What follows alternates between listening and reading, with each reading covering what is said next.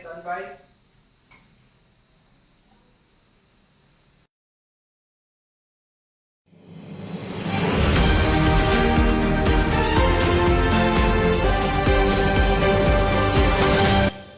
Magandang araw, Pilipinas! Nagbabalik ang Police News Network.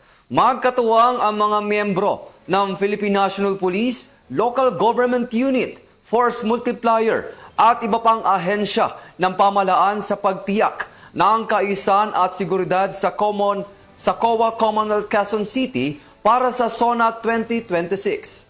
Patrolwoman Juby Jane C. sa balita. Sa kabila ng matinding init ng panahon, patuloy pa rin ang pagdagsa ng ating mga kababayan dito sa COA Commonwealth Quezon City upang maipakita ang kanilang suporta at masaksihan ang ikalimang State of the Nation Address ng ating Pangulong Bongbong Marcos Jr. Sa likod ng dumaraming bilang ng mga tao na nanatiling mahigpit ang pagbabantay ng Philippine National Police, katuwang ang Local Government Unit ng Quezon City at iba pang law enforcement agency, gayon din po ang ating mga force multiplier upang matiyak ang kaligtasan, kaayusan at seguridad ng lahat ng naririto. Samantala, patuloy rin nagpapaalala ang ating PNP Health Service sa publiko na mag-ingat laban sa mainit, sa tinding init ng panahon. Lieutenant Colonel Bernardo, isa po akong medical officer, isa po akong doktor na pulis. Nandito po ako ngayon sa COA para sa kalusugan ng pagbabantay ng kalusugan ng mga nakadeploy po na police dito po sa atin. Kung meron po tayong mga nais itanong, nandito lang po yung aming team, no, yung aming ambulance. Wag po tayong magpatubiling pumunta at magtanong lalo sa ganitong uri ng deployment po natin. Makikita po natin dito nakadeploy po yung ating mga ating PNP para sa isang peaceful na na pagbabantay kung magkakaroon ng mga rally po, no. So maximum tolerance po sila, no.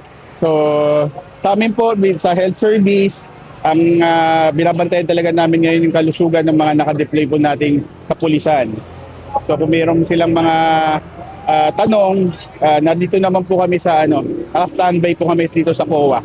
Sa ngayon, nananatiling mapayapa at maayos ang sitwasyon dito sa COA Commonwealth Quezon City at patuloy na nakaantabay ang ating mga kapulisan at iba pang katuwang na ahensya upang matiyak ang ligtas at maayos na pagdaraos ng SONA.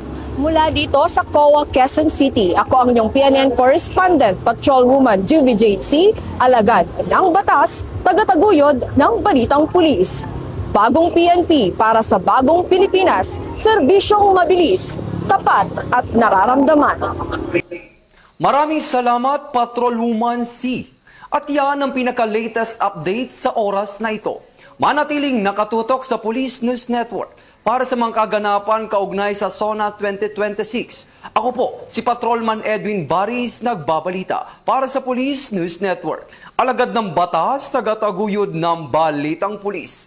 Bagong PNP para sa bagong Pilipinas. Serbisyong mabilis, tapat at nararamdaman.